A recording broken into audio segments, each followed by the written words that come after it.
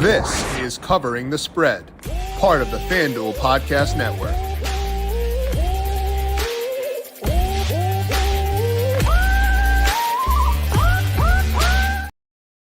Massive Big Ten showdown coming up this week as Ohio State goes to Happy Valley to take on Penn State, but potentially no Drew Aller in this game for the Nittany Lions. We're going to break down what that could mean for Penn State, who we think will come out on top in that game, other key Week 10 games, and the best bets at FanDuel Sportsbook by talking to Ken Padgett, picking his brain on all those key matchups. This is Covering the Spread, a FanDuel Research podcast. My name is JimSannes. I am a managing editor for FanDuel Research, joined here, as mentioned, by Ken Padgett. Find him on X at kntpdgtt. Check him out on FanDuel's social accounts all across the internet. You can find him, of course, on TikTok as well. Kent, we are on to week number 10. Long time no see. How you doing today? Good, man. How you been? Been great. Enjoying the football. We've had a lot of insane games since the last time we talked. So honestly, it's been a blast. How have things been for you? Been good. Yeah, I think since the last time we talked, the top 5 probably looks completely different. Oh my gosh. It's crazy. I think we talked right before the Georgia-Alabama game, and it feels like so much has happened since that game. So we got a lot to dissect, and we're going to talk about the top of the nation and kind of decide where things settle in right now. Georgia's the favorites. We're going to see what Ken thinks about the top of the nation. We'll talk about those key games in Week 10 and Ken's best bets over at FanDuel Sportsbook. But first, a reminder to make sure you are subscribed to Covering the Spread wherever you get your podcast, with you Monday through Friday, breaking down best bets across the NFL and across college football as well. You can also find us on the brand new YouTube page. Also have our DFS shows live there. Our DFS breakdown of Week 9 will be up 10 a.m. Eastern tomorrow, live with myself and Brandon Gadula breaking down NFL DFS Week 9 main slate. Also tomorrow, NFL Bets show at Dubs Anderson will be at 4:30 p.m. Eastern, as opposed to 4. So 4:30 p.m. Eastern tomorrow, breaking down best bets for NFL Week number 9 on this here YouTube page. Hit subscribe there, turn on notifications, leave us a thumbs up. We appreciate those of you watching as always. Get ready to tackle the NFL action with FanDuel, America's #1 sportsbook, because right now new customers can bet $5 and get $150 in bonus bets if you win. The FanDuel Sportsbook app gives you everything you need to place live bets on the NFL all in one place. So when you get a hunch in the middle of the game, you can check out the latest stats, view live play-by-play, and so much more, all on the same page where you place your bets. You'll get started with $100, $150 in bonus bets if you win your first $5 bet. Never waste a hunch and make every moment more with FanDuel, an official sportsbook partner of the NFL. Must be 21 plus and present in select states. And for Kansas, an affiliation with Kansas Star Casino, or 18 plus and present in DC. First online real money wager only. Bonus or $5 first deposit required. Bonus issued as non-withdrawable bonus bets, which expire 7 days after receipt. Restrictions apply. See terms at sportsbook.fanduel.com. Gambling problem?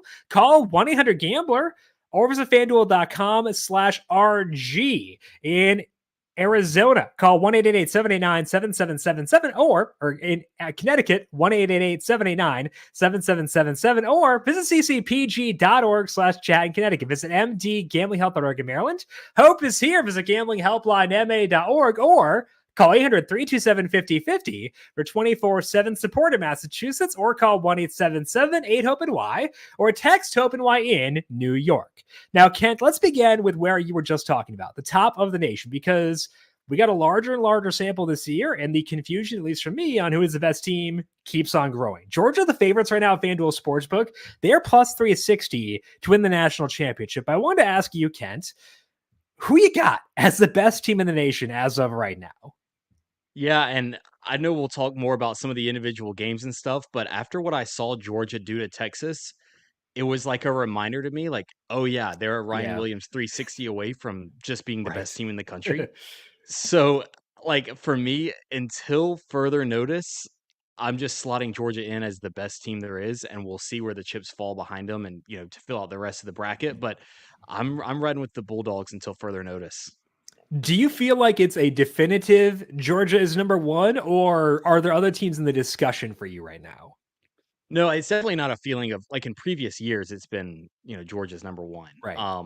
or at least we've had like somebody who's number one, whether it's them or Alabama, a lot of times flipping Yeah. back and forth. But I don't feel like we have an elite team this year, or at least a team that hasn't separated themselves. And maybe it's because the schedules are a little bit tougher with conference expansion and all that. But I just think that they're the best we've got, but we still have a long ways to go. So we'll see if anybody separates themselves and gets into that elite category these last few weeks.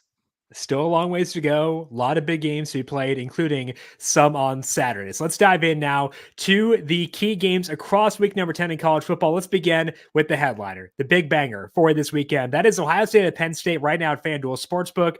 Ohio State favored by 3.5. Total in this game is 45.5. And Drew Aller's status up in the air, Kent. Kind of seems like the market is saying he's not going to play in this game, because I think we might even see Penn State favored if he were. So I want to ask you, can Penn State pull it off to remain undefeated even with Aller either banged up or not in for this game?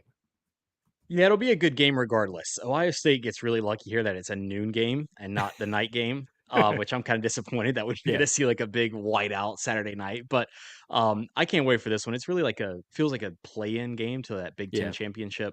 Um, but look, when you let's just take the quarterback out for a second and like line up these teams next to each other. They're really similar. Like they've got the strong backfield, strong defense, and two coaches that aren't exactly known for winning the big game. And I think that like just roster versus roster, the big glaring advantage one team has over the other is the wide receiver position for Ohio State. Like those guys are explosive. Penn State's offense normally, when they have Drew Aller at quarterback, runs through a tight end. So they're not striking that same deep ball fear into defenses the way that Ohio State's guys on the outside do. But this Pribula, this backup, so he played pretty good against Wisconsin. I think I'm pronouncing his name right, Pribula, something like that. Well, by Saturday, we'll have it down. yeah, Um, it's a lot easier to cook against Wisconsin when you have the lead sure. than dice up an Ohio State defense. And so when you look at like the game script here, I know Ryan Day doesn't want to get another rock fight like he just got in with Nebraska. I think they're going to come out gunning the ball. And if so, and Ohio State gets an early lead with those receivers going off, it's going to be one of those situations where can this young kid in his first career start dice up a really good defense? And I don't think he can. So I think, and I think Ohio State wins this one by about a touchdown. Even if Aller plays, that changes that game script a little bit, but I still think Ohio State wins by a touchdown if Aller plays. The only thing in the air with the Aller situation is like, are we going over or under? If he doesn't play, I like the under. If he does play, I like the over. But I just think that Ohio State offense is going to be too much. They're going to get the lead, and Penn State's offense isn't going to be able to track them down. So right now, FanDuel Sportsbook to lay the 3.5 with Ohio State, you're laying minus 105 on that one as they take on Penn State here. You mentioned the explosion of the Ohio State defense. How well do you think the Penn State defense matches up with them if they're trying to slow things down? Like, let's say Ryan Day does go aggression when he comes out here. Do they match up well enough to kind of keep that in check? Or is that kind of why you're riding with the minus 3.5, is you don't think they can stop them regardless? I don't think Penn State can stop them regardless. And also, even if Aller plays, like Ohio State's got a really underrated defense. They've Yeah, only allowed 17 points twice. I think in the last 2 years. I know this season. One of those was oh no, excuse me. Maybe they have. Hold on, I think I just got something messed up in my notes there. But no, I regardless. Okay, yeah, Ohio State has only allowed more than 17 points twice in the last 2 years. it's nuts. That's nuts. So even if we're looking at this like Ohio State's defense versus Penn State's defense, Ohio State's defense is Yeah, better. yeah. And so regardless there, I don't think Penn State's going to be able to slow them down.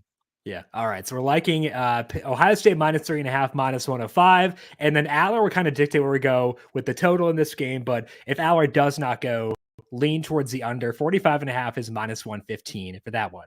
Let's stick in the Big Ten and talk about a team that we did not discuss as being the top team in the nation, despite them being ranked number one right now. That is Oregon on the road at the Big House, taking on Michigan. And right now at FanDuel Sportsbook, Oregon favored by 15.5 points. Total in this game is 45.5. And Kent, Oregon has passed every test thus far. But if you're talking about like Big Ten road tests, this is the first major one they've gotten from an environment perspective, maybe not from like an opponent perspective based on the way Michigan has played this year. But can Michigan keep this one close enough to cover a pretty large spread at home? I don't see it. I know they're going back to Davis Warren at quarterback. They think he can throw the ball a little bit better. I don't know if it's going to be that much of a difference. To be honest, I probably would have gone back to Orgy and stuck with the game script they had against USC and just, hey, new team in the Big Ten. Let's just run it down their throat. But they're going to try with Warren, see if he can keep up with Oregon. But Oregon hangs 30 points on everybody, and Michigan's just 2-6 against the spread this season. So I think we're looking at another big Ducks win. Now the Ducks, their defense is also really underrated. So they haven't allowed this season. They haven't allowed more than 14 to anyone except Ashton Genty all the way back in week 2, and then obviously Ohio State earlier in the month. But Ohio State's a little bit different than Michigan. Yeah. So I don't look at Davis Warren leading this Michigan offense and be like, yeah, that's the third outlier right there. So I don't think Michigan gets above 14, and Oregon hangs 30 on everybody. So I think they're gonna run it up pretty good. And also, Dan Lanning knows Dylan Gabriel is like the leader for the Heisman right now, and I wouldn't be surprised if maybe there's one or two extra Sure. drives where they're still calling pass plays, padding those stats a little bit, making a push for the Heisman, their first year in the Big Ten. So I could see Oregon pouring it on a little bit, and wouldn't be surprised at all if this is like a kind of similar to the Michigan State game with Oregon earlier this year, Sure. where it's just a blowout and then some late points at the end in garbage time. But I think it's at least like 34-10 in this one. And I think the tough thing with Michigan is if they do fall behind, I know they're going with the more passive quarterback, and I don't think it's gonna matter. If they fall behind, you're not really putting yourself in a good position for a backdoor cover, given the defense they're facing, given the way this offense is composed. Colson Loveland's a very good player, but that's just, I don't think there's enough firepower there. So if you're looking at laying 15.5, you kind of have to safeguard yourself against a backdoor cover. And I feel like with the way this Michigan offense is composed right now, regardless of who's at quarterback, that's not as big of a threat as it would be with most teams. Yeah, and teams have figured out Michigan's offense already. Like they know they can't throw the ball. So you get the early lead, you're good. And like I said, I think I could see Oregon pouring it on and just kind of padding those stats a little bit for Gabriel's Heisman chances. Sure. And that doesn't hurt either for covering a big spread as well. Okay. So Kent likes That's Oregon right. here, minus 15.5. That is minus 110 at FanDuel Sportsbook. Let's talk about our final game of the week. And honestly, Kent, if you had told me in September, hey, in a week 10 preview, you're going to talk about Pitt SMU as like you talked about the Oregon or the Penn State Ohio State game being a play-in for the Big Ten championship game. This is kind of playing for the playoff right now, because right now, SMU 2-1 to make the playoff at FanDuel Sportsbook. Pitt is 5-1 right now. FanDuel Sportsbook for this specific game. SMU favored by 7.5. Total is 58.5. So it's pretty interesting and a wildly fun game. Does Pitt keep this one close enough to cover on the road, or does SMU take another step toward a playoff berth here? I'm kind of leaning towards SMU here, but you mentioned something funny. Like if you told us before the year this would be like a play-in game, we'd be shocked. What about if you told like the founding fathers of the ACC, hey, this is like a de facto play-in game for your championship? Pitt against SMU. Right. Those, right. What for the ACC? But Pitt's a tough team to judge here. The story here is like, well, they haven't played anybody, but they are covering the spread. Like they're 6-1 against the spread. They're handling their business. Then SMU, they're 5-3 against the spread, but they do have a Louisville road win under their belt, and their one loss came to BYU by 3 points, and BYU is ranked in the top 10 right now. So the part that makes me lean SMU here is there's some uncertainty about Pitt's quarterback, and Coach Narduzzi's been a little coy about if he's going to be playing this week. He got knocked out late against Syracuse. But I just think like with the way SMU runs the ball, Brashard Smith is a stud back there. Kevin Jennings, dual threat quarterback.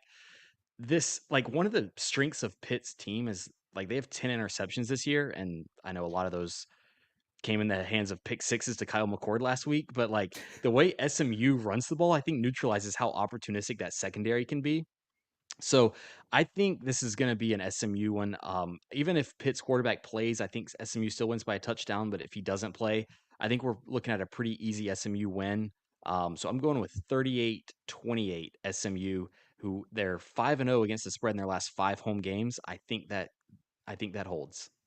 And you'd mentioned the Pitt defense and like the Kyle McCord thing. Like he was playing well before that. So to their credit, like this entire year with Syracuse, he has played very well. But like you said, 4 picks in a game does kind of beef up those stats a little bit. That's doing a lot of legwork for that number for sure.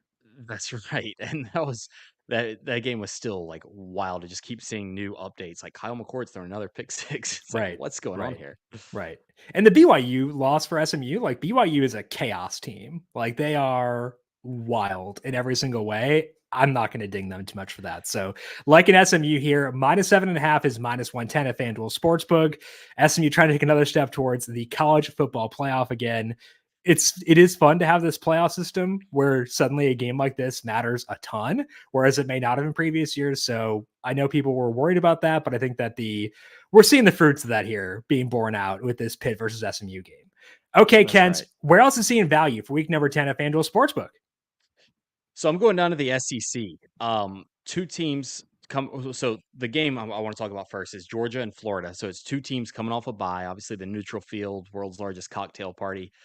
And after Georgia's big win against Texas, this is normally one where I'd be like, oh, that could be one of those like big, come down games. They just had the big win. But Kirby's built differently, and they had a bye week in between. So I like Georgia here against Florida. Now, I mentioned this earlier. I'm riding with Georgia every week until further notice. The Alabama game was ridiculous. That's their one loss. Okay. So, and when you look at Florida, it's like DJ Lagway is obviously the X factor. Georgia's kind of seen DJ Lagway on steroids with Jalen Milroe. So I think they're going to be really prepared. I think that D line is going to be all over him, and I think they're going to contain that D line is going to contain him really well. So I think they cover the 16.5, and we see like a 34-14 type of win for Georgia. And again, like I said, spoiler alert, moving forward, Georgia, I think they're going to be dominant moving forward. Now the other game, and we just mentioned this with SMU, it's like there's playoff implications even with this type of game, and it's going to be with Texas A&M at South Carolina down in Columbia. Primetime game on ABC, 7:30 Eastern. Texas A&M is the 2.5-point favorite, but if you look at South Carolina, their losses, so they have 3 losses. It's Ole Miss, Alabama, and LSU. Alabama and LSU, those losses were by a combined 5 points. Wow. So I think South Carolina is a few rolls away from being like a top 20 team in the country. And A&M, I'm just talking about the come down game. Kirby Smart's not their coach. This, the rat poison stuff can happen. I think Texas A&M, they just had the big win against LSU, could come down a little bit. And I don't love the whole idea of 2 quarterbacks. Sounds like that's what they're doing again this weekend with like Marcel Reed and Connor Wegman. So I don't love what A&M's got at quarterback. I think South Carolina is underrated. It's a home game for them. I'm taking South Carolina money line in this one. I think they win it straight up. The South Carolina money line plus 118 right now at FanDuel Sports. For those some pretty quality losses for them. I know, we're talking moral victories, but 5 combined points in losses to those two teams, that's pretty good. So definitely a feisty team there. So Kent's 2 bets there in addition to our games of the week. South Carolina money line plus 118 and laying the 16.5 with Georgia as they take on Florida. That is all that we have here for today on Covering the Spread. As mentioned, back with you twice tomorrow on the YouTube page, 10 a.m. Eastern, talking some NFL DFS with myself and Brandon Gadula. Then at 4:30 p.m. Eastern, Halloween, or talk to Dubs Anderson, get his best bets for NFL week number 9. To get those as we are going live, turn on notifications on the YouTube page, subscribe there, and leave us a thumbs up. We appreciate those of you watching as always. Again, don't forget to subscribe to the podcast version, Covering the Spread, wherever you get your podcasts. Kent, I appreciate the time. Good talking to you as always. Enjoy the football. We'll talk to you again soon. Thanks. Enjoy it. We'll see you. You can find Kent on X at kntpdgtt. Check him out across all of FanDuel's social channels. I am on X at JimSannes. You can find FanDuel Research on X at FanDuel Research. Big thank you to our YouTube producer, Justin Lane, for his work on the video side of things. Thank you, Justin, as always. And thanks to all of you for tuning in. Enjoy Week 10 in college football, and good luck with your bets. This has been Covering the Spread, a FanDuel Research podcast.